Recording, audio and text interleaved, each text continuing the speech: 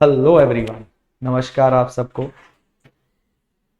आज मैं आपके लिए एक छोटा सा पहले 1 मिनट का चीज क्लियर कर देता हूं, फिर टॉपिक शुरू करते हैं। मैंने ये सोचा है कि जितने भी टॉपिक के बेसिक हैं वो आपको एक बार तो बढ़िया पढ़ा दूंगा डीआई के हर टॉपिक, ये नहीं कि कोई पर्टिकुलर। और इस पे टाइम वेस्ट नहीं कर रहा हूं मैं अभी कि क्या क्या आता है। इस पे एक वीडियो आपको बना के दूंगा क्या क्या आता है डीआई में और क्या क्या पढ़ना है। पर मैंने सोच लिया मैं आपको लगभग लगभग 50 घंटे डीआई पढ़ा दूंगा यूट्यूब पे फ्री। डीआई पे कभी पैसे नहीं लगाने पड़ेंगे, डीआई के लिए किसी की मिन्नतें नहीं करनी पड़ेंगी। प्रीवियस ईयर के सारे क्वेश्चन भी पढ़ा दूंगा तुम्हें फ्री। कोई काम नहीं करना पड़ेगा, चाहे 100 घंटे मुझे अपने यूट्यूब चैनल पे देने पड़े। पर सिर्फ कहने के लिए नहीं कह रहा हूं, 100% करूंगा और तुम देखोगे। और ये नहीं कि मुझे उसके चक्कर में कोई वाहवाही चाहिए, बस अपना पेपर क्लियर करके निकल जाना, दैट्स ऑल, खत्म बात। बस इससे ज्यादा कुछ नहीं। शुरू करते हैं। हम आज शुरू करेंगे पाई चार्ट के बेसिक से। पहले मैं सबके बेसिक पढ़ाऊंगा, फिर हम मॉडरेट लेवल पे चलेंगे और फिर अच्छे लेवल पे। बेसिक जो है, ऐसा नहीं कि पहले पूरा पाई चार्ट पढ़ाऊंगा, पहले पाई चार्ट का बेसिक, फिर टेबल का, बार का, इनका सबका बेसिक बेसिक पढ़ा के। क्योंकि फिर जब 2 डायग्राम आते हैं या फिर जब 3 डायग्राम आते हैं वो तो मिक्स होके आते हैं ना, फिर तुम्हें वो सब बेसिक मॉडरेट ऐसे स्टेज पे लेकर चलूंगा। जैसे मैंने पहला सवाल बड़ा ही आसान उठाया है, टाइम वेस्ट नहीं करना जैसे कि मैंने बोला, तो बस इसलिए शुरू करते हैं। पहले पूरा सिनेरियो समझो। जिन लोगों ने कभी डीआई पढ़ा ही नहीं वो अपनी कैलकुलेशन अच्छी कर लो, इतना तो करना पड़ेगा। टेबल्स, परसेंटेज निकालना, डिवाइड करना, मल्टीप्लिकेशन, बस ऐड माइनस करना, ये सब अच्छा कर लो। उसके बाद एक ये चीज भी अच्छी करो कि तुम्हारी नजर सवाल पे पढ़ते ही समझ जाए सवाल को कि क्या बोल रही है, जो कि प्रैक्टिस से होगा। जैसे उसने बोला ये सर्कल बता रहा है कि कितना कितना खर्चा हुआ अलग अलग गेम्स पे, ये डिग्री में है। पूरा सर्कल कितने डिग्री का होता है? 360 डिग्री का। यानी इस प्रश्न में जो भी तुम निकालोगे वो 360 के आधार पर निकालो। कैसे? मान लो अगर मेरा 1 लाख रुपए का खर्चा हुआ है और मुझे निकालना है कि हॉकी पे कितना लगा है, तो आप बोलोगे हॉकी पे लगा है 63 डिग्री। कितने डिग्री में से? 360। अब नीचे 100 नहीं लेना। 100 का बेस तो तब होता है ना जब परसेंटेज के हिसाब से चलना होता है। ठीक।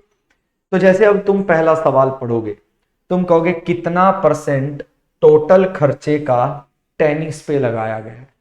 हिंदी में पढ़ो। क्या था? टोटल जो भी खर्चा हुआ है उसका कितना परसेंट टेनिस पे लगाया गया। तुम्हें पता है उत्तर किस में देना है? परसेंटेज में। तो परसेंटेज में देने के लिए तो वैल्यू की जरूरत ही नहीं पड़ती, सीधा सीधा भाई डिग्री दे रखी है, डिग्री से परसेंटेज निकल आएगी। कैसे? क्योंकि किसी भी चीज को परसेंटेज में बदल सकते हैं, बस अन्यथा ये पता हो कि 100 गुना करना होता है। ठीक। तो टेनिस पे टोटल खर्चे में से कितना परसेंट खर्चा जाता है?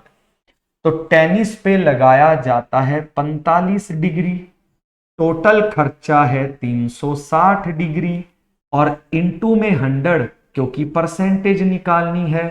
टेबल इसलिए अच्छा होना चाहिए ताकि मेरी तरह काट पाओ। तो उत्तर आ गया 12.5% जो है खर्चा टेनिस पे किया गया है। क्यों? 45 डिग्री लगाया है टेनिस पे, कितने डिग्री में से? 360 डिग्री, यानी 12.5% जो खर्चा है वो टेनिस पर किया गया है। आगे दूसरा प्रश्न। ठीक, सेम ग्राफ। कितना परसेंट ज्यादा खर्च किया गया हॉकी पे देन दैट ऑन गोल्फ? भाई गोल्फ पे हॉकी से कितना ज्यादा खर्चा किया गया है परसेंटेज में? तो उसने ना, कई बच्चे यहां पता है क्या गलती करते हैं, सुन लो। जैसे हमने अभी टेनिस का निकाला था ना, वो हॉकी का निकालेंगे अलग, गोल्फ का निकालेंगे अलग, परसेंटेज निकाल के अंतर बता देंगे। पर वो क्या पूछ रहा है, ध्यान से देखो। कहता है कितना परसेंट ज्यादा खर्च किया गया हॉकी पे on then that on golf, मतलब गोल्फ के हिसाब से हॉकी पे कितना परसेंट ज्यादा खर्च किया गया। टोटल में से नहीं पूछ रहा है, गोल्फ के हिसाब से पूछ रहा है। यानी वो बेस यानी आधार गोल्फ को ले रहा है। जैसे मैं अपनी बहन से कितना परसेंट बड़ा हूं, तो मैं ये देखूंगा ना, वो 25 साल की, मैं 30 का, मैं 5 बड़ा हूं 25 से, समझने की कोशिश करो। तो इसी तरह हॉकी है 63 डिग्री, गोल्फ है 36 डिग्री, तो हॉकी का खर्चा गोल्फ से 27 डिग्री ज्यादा है। बहुत सारे लोग पूछते हैं सर बेस में क्या रखें, यही समझ नहीं आता। हॉकी का खर्चा किससे ज्यादा है? गोल्फ से। किससे? गोल्फ से। तो गोल्फ नीचे आ जाएगा। 27 डिग्री ज्यादा है, वो भी 36 डिग्री से, तो 9 पे काट दीजिए और आपके सवाल का उत्तर जो है 25 तिये 75% आ जाएगा। यानी हॉकी पे आप गोल्फ से 75% जो है ज्यादा खर्च करते हैं। तीसरा प्रश्न कहता अगर टोटल खर्चा स्पोर्ट्स पे पूरे साल में ये खर्चा गया है और ये है 180 लाख, जिसको बोल सकते हो, या आप बोल सकते हो आपके सामने 1,80,00,000, तो कितना पैसा बास्केटबॉल का एक्सीड करेगा टेनिस से? एक्सीड का मतलब पता है कि बास्केटबॉल का खर्चा कितना ज्यादा होगा टेनिस से। तो बेटा बास्केटबॉल का खर्चा टेनिस से 5 डिग्री ज्यादा होगा। किसका 5 डिग्री? इसका 5 डिग्री। 5 डिग्री कितने में से? 360 डिग्री में, और गुणा में कितना? ये जो वैल्यू आपके सामने दे रखी है, लगा दो धड़ाधड़ जीरो में सर जी जितनी भी लिखी है। तो बेटा 5 पे काटना है, 5 पे काट लो, अन्यथा जीरो कट गई, जीरो कट गई। 18 पे जब इसको काटा, 5 जीरो लेकर ये आराम से बैठ गया। 18 पे इसको काटा, 2 पे इसको काटा, तो ये 4 जीरोएं लेके आपस में बैठ गया, और ये आ गया सर आपका 2.5 लाख। और 2.5 लाख का मतलब हो गया 250 के, 250 के, 250 के। ठीक, तो बस ये पूछा था कि अगर पूरा साल इतना खर्चा स्पोर्ट्स पे होता है तो बताओ आपके बास्केटबॉल पे कितना ज्यादा लगेगा टेनिस से। बस हमने निकाल दिया भाई। चलिए अगला प्रश्न है, कितना % कम खर्चा जाता है फुटबॉल पे किससे? क्रिकेट के कंपैरिजन में। अब क्या पूछा है? फुटबॉल पे कितना कम खर्चा जाता है क्रिकेट से? किससे? क्रिकेट से। किससे? क्रिकेट से। तो बेस क्रिकेट होगा, तो फुटबॉल पे क्रिकेट से, तो फुटबॉल पे खर्चा जाता है 54, क्रिकेट पे 81, तो फुटबॉल पे 27 डिग्री कम खर्चा जाता है। अंतर चेक कर लो। किससे पूछ रहा है? फुटबॉल पे कितना कम खर्चा जाता है क्रिकेट से, तो क्रिकेट हो गया 81 डिग्री और इनटू में 100, यानी बेटा खर्चा जाता है कम 33.33%। लीजिए नन ऑफ दिस। तो क्रिकेट सॉरी फुटबॉल पे क्रिकेट से 33.33% कम खर्चा जाता है, ये उत्तर आया। उम्मीद करता हूं मैं समझा पाया, आप समझ पाए। पूरे जिनको बेसिक जीरो से जाना था उनको कुछ पल्ले पड़ा, क्योंकि कतई मैं आपको एकदम बढ़िया कर दूंगा चीज में। 5वें सवाल का उत्तर आपको कमेंट सेक्शन में देना है, इसलिए देख सकते हो इसका आंसर सब लोग कमेंट सेक्शन में ड्रॉप करेंगे सर। अगला क्वेश्चन आज का, पहली क्लास थोड़ी सी जो है कम टाइम की रहेगी, क्योंकि मैं चाहता हूं कि आप एक बार समझ पाएं डीआई होता क्या है, और बैकअप बनाने के लिए फिर आप रेडी रहेंगे। कहता है ये बता रहा है परसेंटेज मेल इंप्लॉय का। बात खत्म। आपको ये पढ़ना है, ऐसे नहीं पढ़ना बेवकूफ की तरह, आपको एक ही झलक में पता लग गया ये मेल इंप्लॉय का परसेंटेज है, टोटल 2100 है। कहता क्या अंतर होगा मेल इंप्लॉय का डिपार्टमेंट ए और ई टुगेदर और डिपार्टमेंट डी का? तो चेक करो, ए में और ई में मिलाकर 34% बैठता है। किसका 34%? 2100 का। डी में 28% बैठता है। किसका 28%? 2100 का।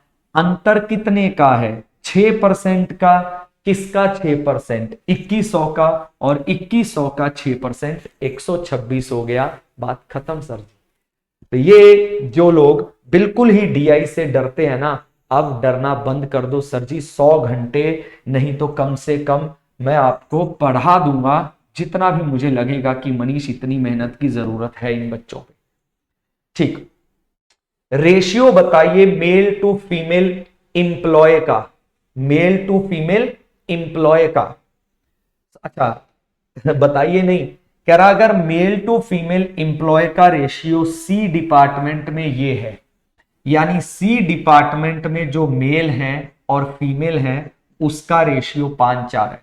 तो जब भी आप ये पढ़ो ना, तो एक समझदार व्यक्ति के दिमाग में पता क्या आना चाहिए तुरंत, अच्छा मेल दे रखे हैं, मेल निकल जाएंगे, रेशियो दे रखा है, फीमेल भी दौड़ के निकल जाएंगी। नहीं, तो अब बताइए जरा, सी में कितना परसेंट है मेल? 20%। किसका 20%?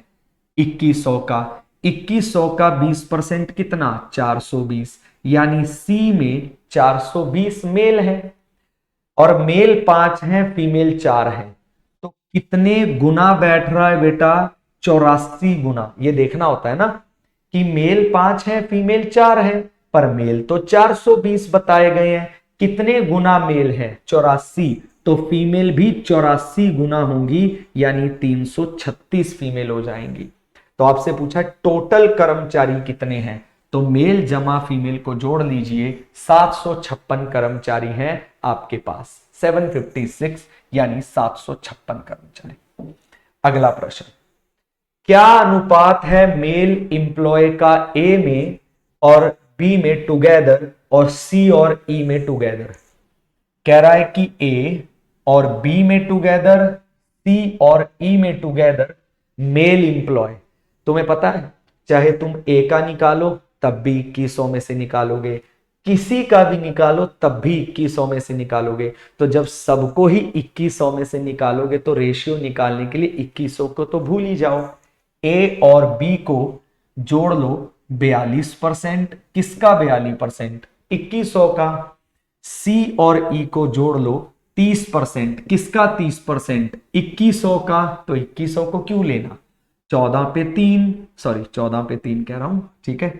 इसको आप 2 पे काट दीजिए, 2 पे 21 और 2 पे 15, 3 पे गया 7, 3 पे गया 5, यानी 7:5 आपके सवाल का उत्तर आ गया।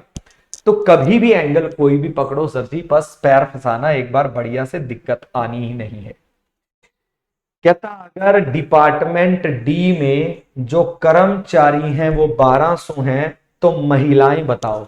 तुम्हें पता है कर्मचारी बता दिए कि अगर 1200 है, 1200 है नहीं, इफ लिखा है भाई, अगर 1200 हैं तो महिलाएं कितनी है? तो तुम्हें पता है मेल तो तुम निकाल लोगे, ये रहे मेल। डी में कितने परसेंट मेल हैं? 28। किसका? 2100 का। तो 2100 का 28% जब हम निकालेंगे, 28 एकम 28, 28 का डबल 56 और 2 58, यानी ये रहे आपके मेल। पर टोटल कर्मचारी 1200 हैं, अगर 588 मेल हैं तो माइनस कर लो 612 फीमेल आ गई, यानी महिलाएं। इसीलिए तो बोल रहा था कैलकुलेशन जोड़ना घटाना बढ़िया कर लो, क्योंकि टाइम बचेगा इसी से और किसी से नहीं बचेगा। तो 5वें सवाल का उत्तर कमेंट सेक्शन में सबको बताना है, और ये जो है आपको बढ़िया से बताना है कि 5वें सवाल का उत्तर क्या होगा। कल यहां से शुरू करेंगे अगले लेक्चर में, पार्ट 2 में, और अगला लेक्चर जो होगा, हर लेक्चर 30 मिनट प्लस होगा, कोई भी 15 मिनट का लेक्चर अगली बार नहीं होगा। ये जस्ट एक थॉट कि आपको पता लगे कि मनीष सर आ रहे हैं पूरी डीआई पढ़ाने के लिए। Thank you.